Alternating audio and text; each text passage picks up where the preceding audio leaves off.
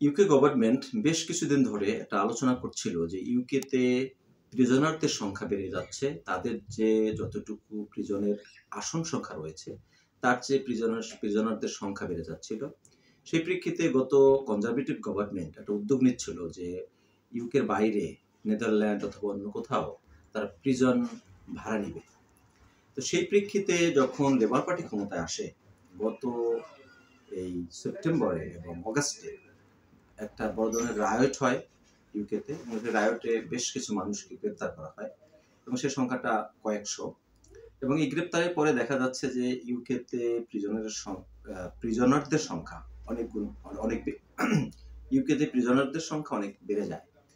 সেই প্রেক্ষিতে UK government এখন একটা উদ্যোগ নিচ্ছে যে তারা আগামী সেপ্টেম্বর এবং অক্টোবর মাসের মধ্যে, তার মানে হচ্ছে এই মাস এবং আগামী মাসের মধ্যে, তারা প্রায় 5,500 প্রিজনারকে তারা কারামুক্ত করবে। এবং কারামুক্ত করার ক্ষেত্রে তারা প্রথম দিনেই বা প্রথম পদক্ষেপেই তারা প্রায় 1,700 প্রিজনার বা কারাবন্দীকে তারা নির্দিষ্ট করেছে, তাদেরকে তারা আর্লি ছেড়ে দিবে। আর্লি মানে হচ্ছে এরকমের যে তাদের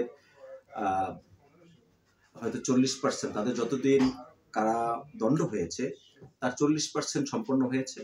এখন তারা অ্যাসেস করে দেখবে যে তাদেরকে ছেড়ে দেওয়া যায় কিনা, এবং তারা যদি সিরিয়াস অফেন্ডার না হয় এবং তাদের কারাদণ্ড যদি 4 বছরের নিচে হয়, তাদেরকে তারা ছেড়ে দেবে। তাই এবার বিষয়টা এরকমের যে একজনের 4 বছরের নিচে কারাদণ্ড হয়েছে, তিনি 2 বছরের কম কারাগারে ছিল এবং তারা রিঅফেন্ড করার ক্ষেত্রে হয়তো সম্ভাবনা বা আশঙ্কা কম, এবং একটা অ্যাসেসমেন্ট করে তাদেরকে ছেড়ে দেওয়া হবে। এবং এই সংখ্যাটা আমি বলেছি যে 1,700-র মতো তারা প্রথম দিকেই ছাড়বে, এবং আগামী 2 মাসের মধ্যে তারা প্রায় 5,500 এরকমের কারাবন্দীকে কারামুক্ত করবে। তো এই ঘোষণাটি যখন এলো, তখন যারা ভিকটিম, বিভিন্ন অফেন্সের সময়ে যারা ভিকটিম হয়েছে, তাদের মধ্যে একটা উদ্বেগ দেখা দিয়েছে। এবং সেই উদ্বেগের বিষয়ে সরকার যেটা বলছে সেটা হচ্ছে কয়েক ধরনের যারা সিরিয়াস অফেন্ডার, তাদেরকে এই উদ্যোগে বা এই কারামুক্তির যে আর্লি রিলিজের বিষয়টি, সেখানে আনা হবে না। যেমন ধরেন যারা সেক্স অফেন্ডার, যারা হত্যাকাণ্ড ঘটিয়েছে, যারা ডোমেস্টিক অ্যাবিউজ করেছে, এসব করার কারণে যারা কারাবন্দী হয়েছে, তাদের আর্লি রিলিজ দেওয়া হবে না। আর্লি রিলিজ দেওয়া হবে কাদের? যাদের বিভিন্ন রকমের আদার অফেন্স রয়েছে, যেসব অফেন্সের কারণে তাদের জেল হয়েছে, কিন্তু তাদের বিভিন্ন রকমের আপনার ইন প্রিজন বিভিন্ন রকম অ্যাক্টিভিটিসে তারা তাদের পজিটিভ দৃষ্টিভঙ্গি দেখিয়েছে, এবং রিঅফেন্ড করা বা আবার যে অফেন্সের সাথে জড়িত হওয়ার সম্ভাবনা বা আশঙ্কা কম থাকবে, এমন একটা অ্যাসেসমেন্ট করে তারপর তারা এই সংখ্যাটি নির্ধারণ করেছে এবং তাদেরকে মুক্ত করা হবে। এবং মুক্ত করার কারণ কি?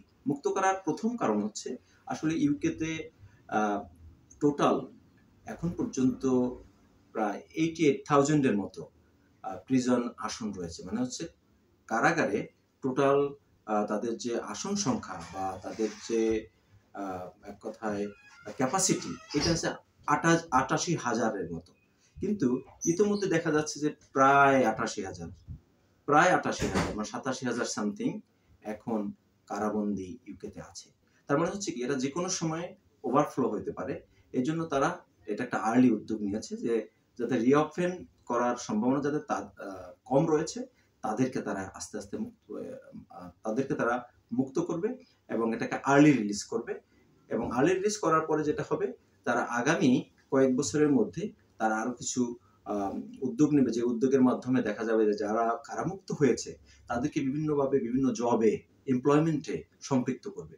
এবং সেক্ষেত্রে তারা গভর্নমেন্ট নানাবিধ কোম্পানির সাথে, যারা প্রাইভেট কোম্পানি, তাদের সাথে বিভিন্ন রকমের আলোচনা করছে যে যাতে এই যারা কারামুক্ত হবে, আর্লি রিলিজড হবে, তাদেরকে যাতে এমপ্লয়মেন্টে সম্পৃক্ত করা হয়, বিভিন্ন সোশ্যাল সার্ভিসে সম্পৃক্ত করা হয়, এবং তাদেরকে যাতে লোকাল কাউন্সিল এবং অন্যান্য প্রতিষ্ঠানগুলো ওভারসি করে, যাতে কোনোভাবে এটা যাতে নেগেটিভলি ইম্প্যাক্ট না হয় সোসাইটিতে।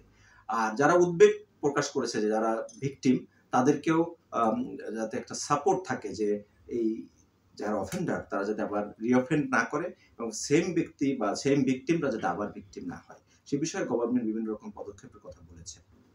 এখন কোশ্চেন হলো, এটি কি সমাজের জন্য পজিটিভ হবে নাকি নেগেটিভ হবে?